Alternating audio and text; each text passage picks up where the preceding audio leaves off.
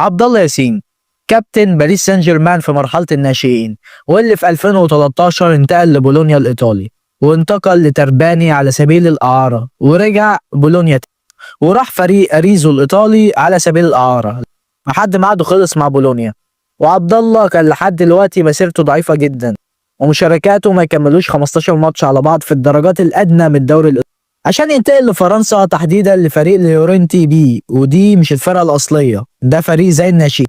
ومنه لباريس سان جيرمان بي برضه، لكنه برضه مشاركاته كانت قليلة جدا.